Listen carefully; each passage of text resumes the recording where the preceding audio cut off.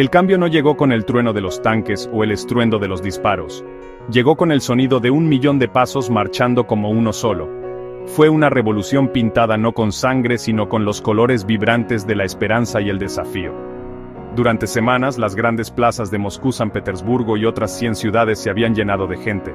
Eran un mar de rostros comunes. Maestros, doctores, trabajadores de fábrica, estudiantes, unidos por un único credo tácito: basta. No llevaban armas, solo pancartas hechas a mano con palabras garabateadas de libertad y flores para ofrecer a los soldados de rostro pétreo que los observaban. El aire, antes denso de miedo, ahora vibraba con una energía diferente, un zumbido frágil pero persistente de posibilidad que crecía más fuerte con cada día que pasaba.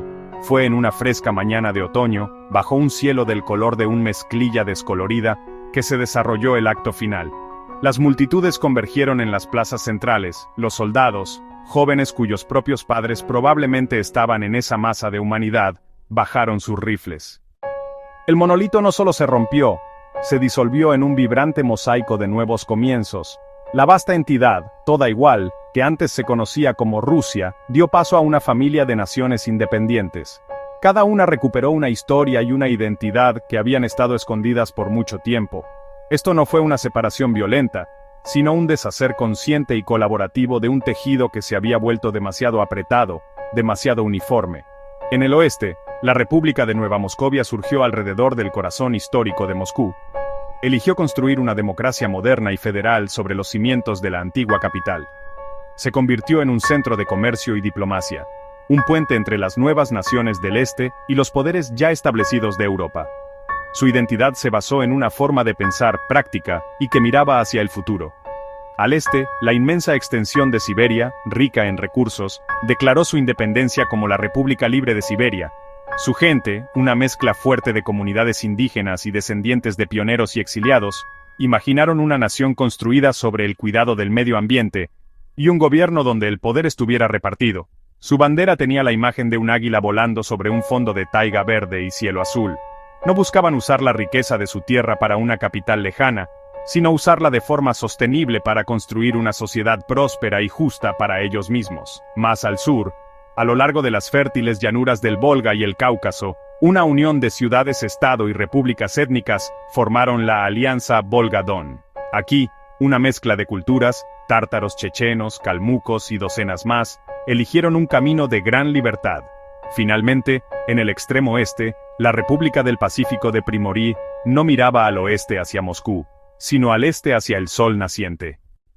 La transformación más profunda no estaba en ningún mapa, ocurrió en la geografía oculta del corazón humano. El antiguo régimen había prosperado con la sospecha, convirtiendo a los vecinos en posibles informantes y el silencio en un escudo. Era un mundo donde una palabra fuera de lugar podía desbaratar una vida, donde la confianza era una moneda demasiado valiosa para gastarla. La gente vivía detrás de máscaras de conformidad, sus verdaderos pensamientos y sentimientos encerrados. Este miedo generalizado había creado una sociedad de individuos aislados, conectados por la geografía pero separados por un muro invisible de desconfianza. La lucha compartida por la supervivencia en un mundo de escasez los había alejado aún más, paradójicamente, ya que todos protegían lo poco que tenían. Pero a medida que los muros del Estado se desmoronaban, también lo hacían los muros entre las personas. La experiencia compartida de marchar juntos, de estar hombro con hombro frente a la incertidumbre, forjó un vínculo nuevo y poderoso. En las cocinas comunitarias de los viejos bloques de apartamentos, Yelena, de 87 años, estaba sentada junto a su ventana con un chal de lana gastado sobre los hombros. Su apartamento daba a un patio que ahora estaba lleno del sonido de las risas de los niños. «Lo he visto todo», comenzó su voz, un suave y áspero susurro, como hojas que se deslizan por el pavimento. «Recuerdo las promesas de la primera revolución, el hambre, la gran guerra. Recuerdo los largos y grises años que siguieron cuando la esperanza era algo que se mantenía oculto, como un libro prohibido. Aprendimos a vivir en susurros, aprendimos a ver todo y a no decir nada. Nuestros rostros se convirtieron en máscaras, y nuestros corazones se endurecieron solo para sobrevivir a la constante y agotadora presión del Estado». Hizo una pausa, trazando los patrones de escarcha en el cristal de la ventana con un dedo frágil. «Durante décadas, mi mundo fue pequeño. Era esta habitación, los rostros en la televisión que nos decían que vivíamos en un paraíso mientras Nuestras alacenas estaban vacías. Pausa. Dmitri, un artista de 19 años con manchas de pintura en sus pantalones y un fuego en sus ojos, estaba frente a un mural grande y colorido.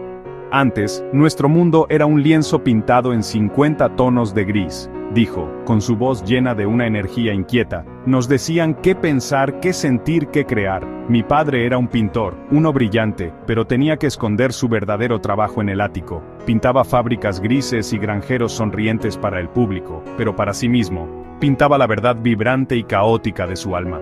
Me enseñó a ver el mundo en color, incluso cuando estaba prohibido. Pasó una mano por el mural, un remolino abstracto de azules, amarillos y rojos, que parecían bailar con luz y movimiento. Cuando comenzaron las marchas, fue como si el mundo finalmente estuviera alcanzando los sueños que habíamos estado escondiendo. Fuimos a las plazas no con ira, sino con creatividad. Escribimos poemas en el pavimento, cantamos canciones prohibidas y pintamos nuestras caras con los colores de una bandera que aún no existía. No éramos políticos, éramos soñadores. Había que combatirlo con la verdad, y el arte es la verdad más honesta que existe. Víctor, un hombre de unos 40 y tantos años con mandíbula cuadrada y ojos cansados pero amables, estaba sentado en un banco del parque. Las líneas nítidas de su antiguo uniforme militar parecían flotar a su alrededor como un fantasma. Fui soldado durante 25 años, fui entrenado para obedecer, para ver el mundo en blanco y negro, nosotros y ellos, orden y caos, el Estado y sus enemigos. Mi propósito era ser un muro, una línea que no podía cruzarse. Éramos los protectores de un sistema que nos decían era infalible. Juramos defenderlo con nuestras vidas, y creímos en ese juramento porque era lo único que le daba sentido a nuestras vidas. Observó a un grupo de niños jugando libremente en el césped. Cuando las multitudes comenzaron a reunirse, mi unidad fue puesta en alerta máxima. Nos dieron munición real. Nos mantuvimos en formación, con rostros como piedra, mientras miles de nuestra propia gente marchaban hacia nosotros. Llevaban flores, no armas. Una joven, no mayor que mi propia hija, caminó directamente hacia mi línea, y me ofreció una sola flor blanca. No tomé la flor, pero bajé el cañón de mi rifle una sola pulgada. Ya no soy soldado, ahora trabajo como carpintero. Construyo cosas, casas, mesas, sillas.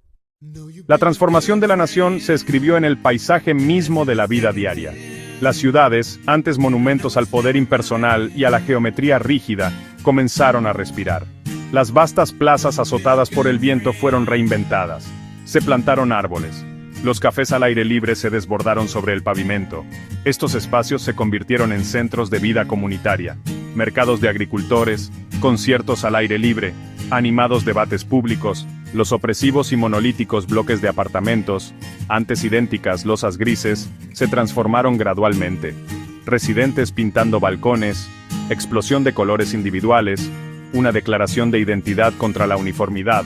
En el campo, el cambio fue igual de profundo, aunque más silencioso. La colectivización había roto el antiguo vínculo entre el agricultor y la tierra. Familias recuperando parcelas ancestrales, nuevas cooperativas voluntarias. La revolución más crítica ocurrió dentro de las escuelas. El antiguo sistema buscaba producir engranajes obedientes. Nueva era, revisión pedagógica completa. A los maestros se les dio la libertad de diseñar sus propios planes de estudio. Las lecciones de historia se convirtieron en exploraciones de diferentes perspectivas. El objetivo ya no era adoctrinar, sino enseñar a los niños a pensar, no qué pensar. Con la tapa de la censura levantada, un torrente de energía creativa brotó inundando la nación con un renacimiento cultural que fue tan vibrante como largamente esperado. Durante décadas, la cultura oficial había sido un asunto estéril y predecible.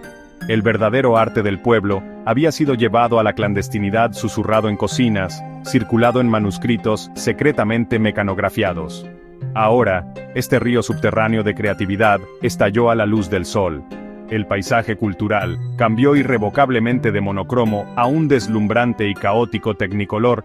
Teatros y salas de conciertos, una vez hogar de clásicos predecibles y desfiles patrióticos, se convirtieron en laboratorios para la experimentación audaz. Dramaturgos emergieron de las sombras con guiones que lidiaban con los traumas del pasado y las ansiedades del presente. Directores montaron producciones atrevidas y vanguardistas que desafiaron todas las convenciones. La música explotó en 1000 direcciones diferentes. Bandas de rock ahora cantaban abiertamente sobre la libertad y la rebelión. Surgieron nuevos géneros mezclando melodías folclóricas tradicionales con ritmos electrónicos e improvisaciones de jazz. La literatura experimentó un despertar similar. Las editoriales se apresuraron a imprimir las obras perdidas. Sus libros finalmente encontrando la audiencia. Una nueva ola de escritores comenzó a narrar la revolución y sus consecuencias. Las librerías se convirtieron en bulliciosos centros comunitarios. El arte callejero floreció en muros de concreto monótonos, convirtiendo paisajes urbanos sombríos en galerías al aire libre. Dentro de muchos años, los historiadores analizarán los cambios políticos, las reformas económicas que reconfiguraron el mapa de esta vasta tierra. Escribirán libros sobre la caída de la vieja guardia, el surgimiento de nuevas naciones. Pero el verdadero legado de la gran revolución pacífica no se encontrará en tratados o constituciones. Reside en la transformación intangible, pero infinitamente poderosa, que ocurrió dentro de los corazones de millones de personas. El cambio más duradero fue la decisión colectiva de elegir la esperanza sobre el miedo, la solidaridad sobre la desconfianza, la libertad sobre la comodidad engañosa de la servidumbre. Esta fue la revolución que más importó, de la que fluyeron todos los demás cambios. El mundo observó asombrado cómo un imperio se disolvía no en una tormenta de fuego y acero, sino en un amanecer tranquilo de dignidad humana. La revolución demostró una verdad profunda, que las estructuras de poder más formidables se construyen, al final, sobre la frágil base de la creencia. Cuando la gente retira colectivamente su consentimiento, cuando se pone de pie y con calma dice, no más, incluso el régimen más arraigado debe ceder eventualmente. El maestro, el soldado, el estudiante, el jubilado, que descubrió que su fuerza combinada era mayor que el miedo del Estado. Esto no fue simplemente el final de un sistema político, fue el final de uno interno. Fue la liberación del comisario interno que había vigilado los pensamientos y sofocado las emociones durante generaciones. La libertad de expresar la propia opinión fue revolucionaria, pero la libertad de cambiar de opinión lo fue aún más. Fue la libertad de confiar en un vecino, de amar sin reservas, de soñar sin límites y de fracasar sin consecuencias catastróficas. Esta libertad interior es el suelo en el que deben crecer todas las demás libertades. Sin ella, un cambio de gobierno es simplemente un cambio de amos. Pero con ella, una sociedad puede verdaderamente renacer. Los pedestales vacíos en las plazas de las nuevas naciones se erigen como los monumentos más elocuentes a este cambio. No son símbolos de destrucción sino de creación, la creación de espacio abierto, tanto literal como metafóricamente. Representan la victoria del espíritu humano sobre la ideología, un testimonio de que ningún sistema, por opresivo que sea, puede extinguir permanentemente el anhelo humano de libertad. La revolución más grande es la que libera el corazón, y en la tranquila mañana después de la larga noche de tiranía, 100 millones de corazones aprendieron, por fin, a latir al ritmo de su propia melodía, creando una música nueva y esperanzadora para que el mundo la escuche.